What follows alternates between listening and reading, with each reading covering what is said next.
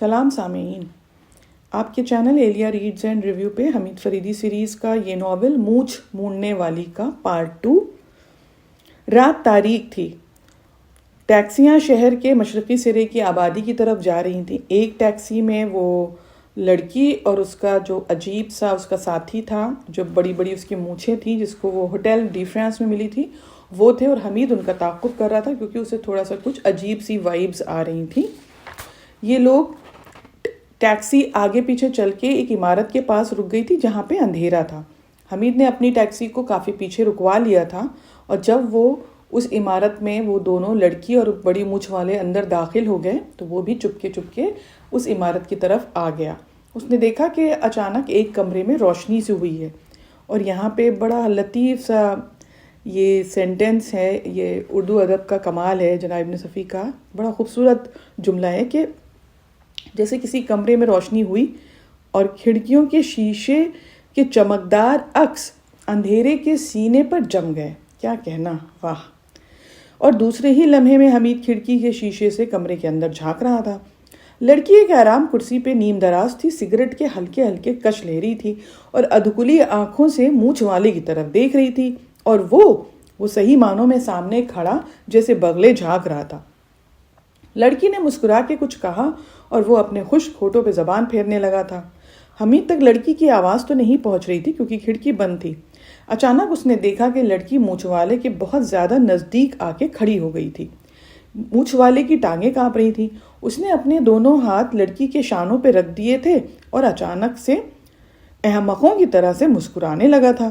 اچانک سامنے والے دروازے سے ان پر ایک تیز قسم کی روشنی پڑی اور مونچھ والا اچھل کے ایک طرف ہٹ گیا۔ دروازے میں لڑکی کا بدصورت ساتھی جو کہ ہوٹل میں اس کے ساتھ تھا، ان دونوں کو خونخوار نظروں سے گھور رہا تھا، اور اس کے گلے میں ایک فلیش کیمرہ لٹک رہا تھا۔ اس نے کیمرہ اتار کے ایک طرف ڈال دیا اور بڑی مونچھوں والوں پہ ٹوٹ پڑا، اور ذرا ہی دیر میں وہ لڑکی بھی اس کے ساتھ شامل ہو گئی، اور ان دونوں نے اس بڑی مونچھ والے کو صوفے میں باندھ دیا تھا، اور وہ بڑی مونچھ والا تو اس کے اندر تو کوئی جیسے سکیتیں نہیں رہ گئی تھی کوئی کہ وہ جدوجہد کر سکتا۔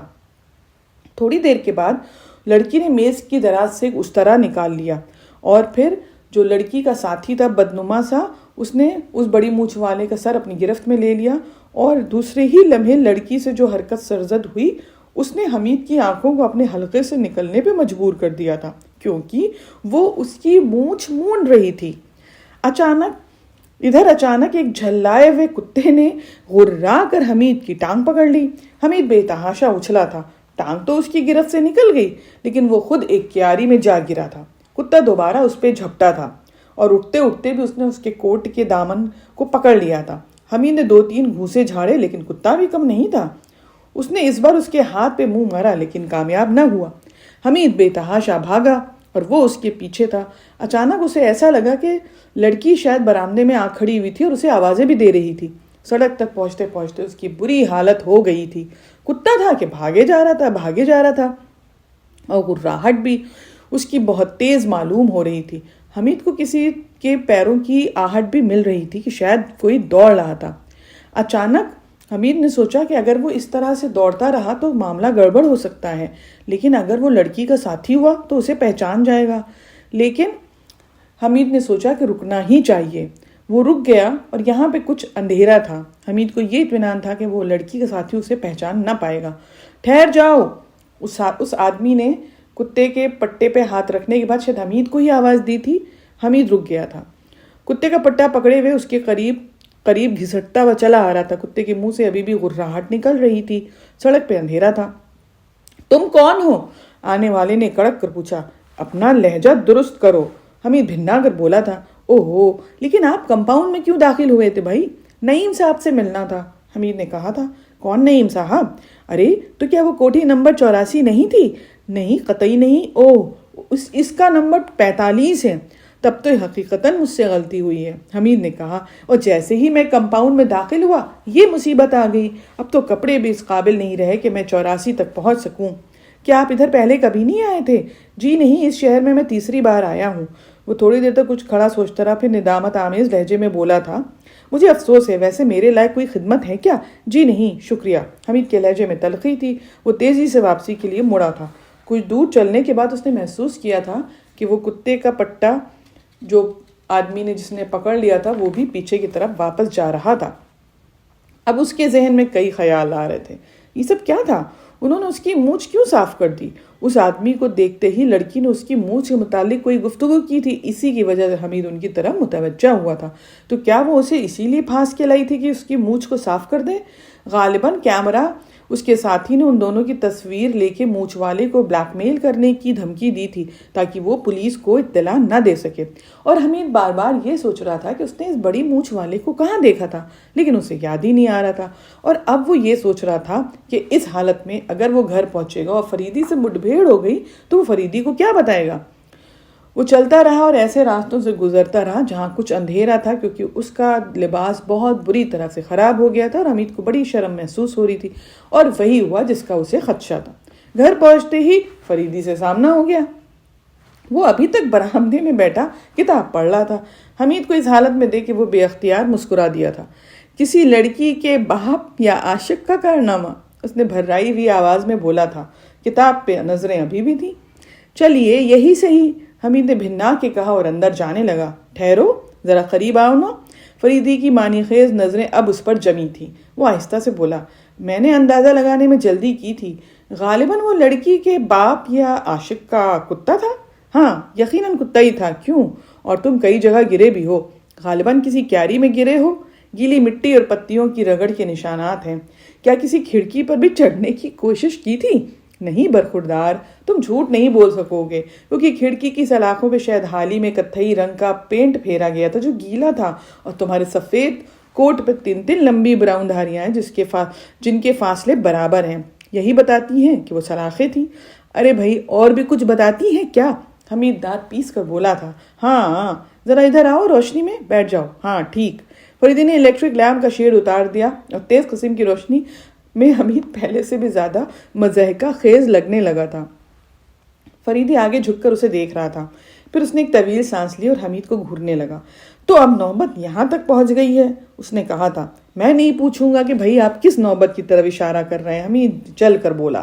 نہ پوچھنا ہی اچھا ہے، فریدی نے سنجیدگی سے کہا، لیکن میں بغیر پوچھے ہی بتاؤں گا۔ وہ کوئی معمر عورت تھی۔ چی لا حول ولا قوت۔ کیا؟ حمید بے ساختہ اچھل پڑا۔ آخر فریدی کو کیسے علم ہوا کہ وہ کسی ایک معمر عورت کے ساتھ رقص کر رہا تھا؟ کچھ لمحے وہ فریدی کو حیرت سے دیکھتا رہا، پھر بولا، نہیں یہ جھوٹ ہے، بکے جاؤ۔ فریدی نے خود اعتمادی سے کہا اور کتاب پہ نظر جما دی۔ نہیں آپ بتائیے نا، آپ کو کیسے معلوم ہوا؟ فریدی نے کتاب بند کر کے میز پہ رکھ دی اور چند لمحے شرارت آمیز نظروں سے حمید کی طرف دیکھا، پھر آگے بڑھ کے جھک کے اس کے کوٹ کے اوپری بٹن پہ ہاتھ رکھا۔ دوسرے لمحے میں 2 لمبے لمبے بال اپنی چٹکی میں دبائے تھا۔ یہ سفیدی مائل بال ہیں۔ کیا تم کوئی بالدار جانور ہو کہ اس قسم کے بال تمہارے کوٹ کے بٹن میں الجھے ہوئے پائے جائیں؟ حمید جھیپ کے ادھر ادھر دیکھنے لگا تھا۔ وہ سوچ رہا تھا کہ یقیناً یہ اسی وقت ہوں گے جب اس کی ہم رقص اس سے جھلا کے اس کی گرفت سے اچانک باہر نکلی تھی۔ میں نے ضرورتاً ایسا کیا تھا، اس نے آہستہ سے کہا تھا۔ ٹھیک ہے، ساری باتیں ضرورتاً ہی تو ہوتی ہیں، جب لڑکیاں لفٹ دینا چھوڑ دیتی ہیں تو۔ آپ غلط سمجھیں، حمید بولا۔ کیا میں کچھ کہہ رہا ہوں؟ ہو سکتا ہے اس نے متنبہ کرنے کے خیال سے تمہیں آزمائشی طور پہ استعمال کیا ہو، فریدی نے سنجیدگی سے کہا تھا۔ آپ میرا مذاق اڑا رہے ہیں؟ واقعی یہ بہت بری بات ہے کہ تم جیسے سنجیدہ آدمی کا مذاق اڑایا جائے، فریدی نے غمناک لہجے میں کہا تھا۔ اگر آپ سنجیدگی سے سننا نہیں چاہتے ہیں تو ٹھیک ہے، میں جاتا ہوں۔ حمید اٹھ کھڑا ہوا، اسی کے ساتھ فریدی بھی اٹھا تھا۔ کھانا کھایا تھا کہ نہیں؟ وہ حمید کا شانہ تھپکتا ہوا بولا۔ وہ کتا غالباً اس کے لڑکے کا رہا ہوگا۔ حمید ایک جھٹکے کے ساتھ الگ ہوا، فریدی بولتا ہی رہا۔ کاش میں بھی وہ مزیدار سا منظر دیکھ سکتا۔ ویسے کیا ہوا تھا؟ بس آپ رہنے دیجیے، اس کے آگے آپ کی سراغ رسانی کی حدیں ختم ہو گئی ہیں۔ حمید نے زہریلا قہقہہ لگایا۔ چلو شاباش، کھانا کھاتے ہیں، فریدی اسے دروازے کی طرف ڈھکیلتا ہوا بولا۔ ویسے تم کسی نہ کسی دن درد سری کا باعث ضرور بنو گے۔ حمید نے اپنے کمرے میں جا کے لباس تبدیل کیا۔